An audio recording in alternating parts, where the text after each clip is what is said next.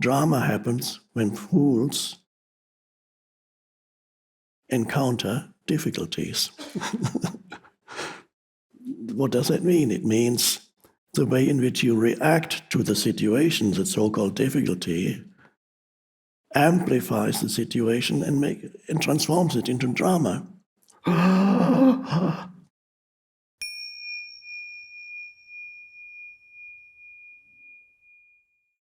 And then you can't stop thinking and talking about it, and you become more and more emotional. And you cannot separate the situation from your reaction to the situation. They become one. You don't know that your reaction is what makes it really bad. It's a challenge externally, yes, but does it need to become drama?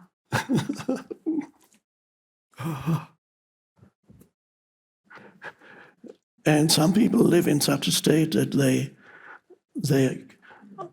they're almost, because they've lived like that all their lives, they're almost waiting for the next thing to go wrong. And it usually does. There's something that becomes part of the ego, that is, it thrives on the drama. To the ego, the false self, drama is good. It wouldn't explicitly say that, but it does everything to have more of it. It loves it because it gets much stronger in drama. Drama implies, in most cases, that you are right, the others are wrong. You are fighting the world in the form of other people. Yeah.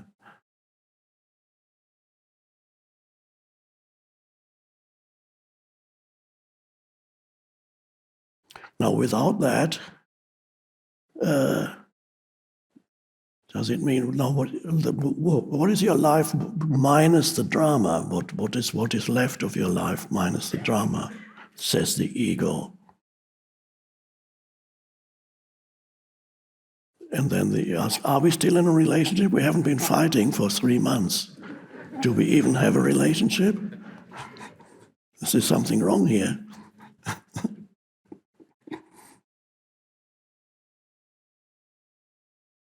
Am I really alive? I haven't been in emotional pain in a long time. Now, of course, it could be that you have deadened yourself to emotional pain. You don't want to feel it anymore. That's a totally different matter. You're not free. And sooner or later it will emerge again.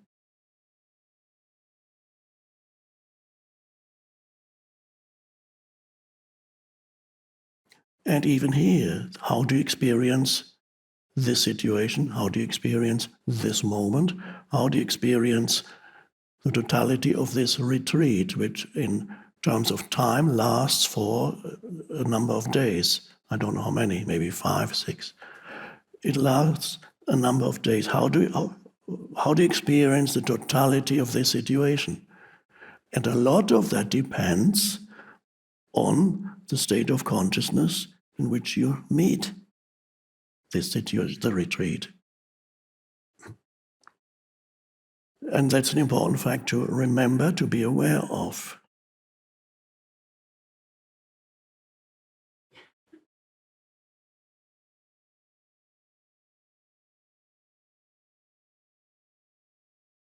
So, although you're now in an unusual environment, you have left your familiar home environment, and you're now in an unusual, for many of you, a different country, and the retreat situation itself, it's all very unusual. So you've left all the familiarity behind, and here's something totally new. However, the question is, how much of yourself is still there? How much of the baggage, the inner baggage, you've carried with you?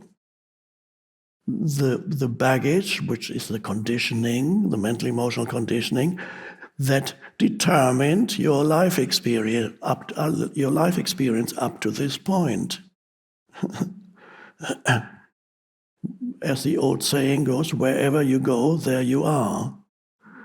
And so you're here, yes, in a totally unfamiliar environment, but then the conditioned self, how much of it is still here, and determines the way in which you experience this new situation.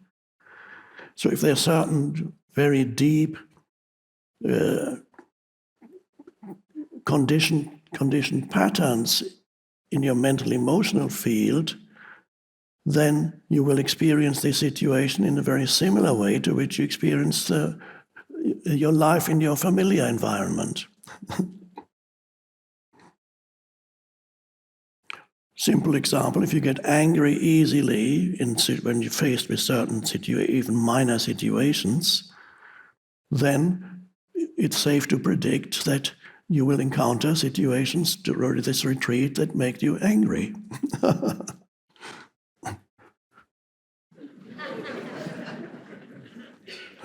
And your ego, which is the sum total of the conditioning that you don't recognize, the unobserved mind, if that is the case, your ego, in this case, I've just taken anger as an example, in which case the anger has become an important part of your egoic identity. And since it is an important part of your egoic identity, it's actually waiting for the next thing to make you angry. Because that's its food.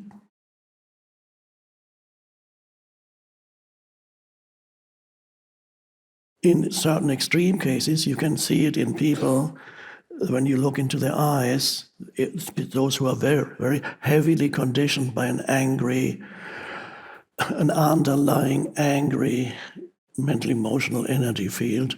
When you look into their eyes, what is looking through their eyes is not really the human being, because the human being, the being behind the human, in other words, is asleep. It's the unconscious state. So what you're seeing there is the conditioned human entity. Because I don't know if the way I interpret human being is the human is the conditioned you, the person, the personality, the conditioned entity. The being is the transcendent you. This is where we are going into during this retreat. But the human of you is then part of its identity, or the egoic identity, is the anger. So when you look into the person's eyes who carries this passion to a heightened degree, then you can see that what is looking back at you is a raw emotion. Or somebody who is very suspicious of other people.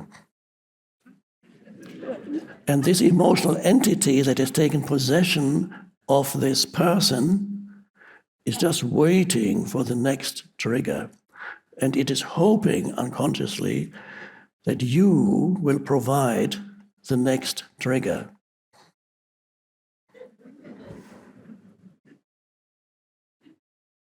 And if you detect that in another person, it's unlikely that a person who is so unconscious is actually here, part of our group.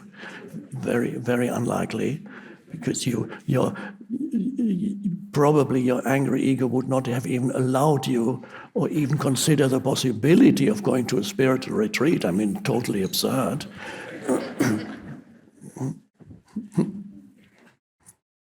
However, hypothetically speaking, if you encountered such a person here, you have to stay really conscious and not react emotionally to anything this person says or does. So you have to, it's great practice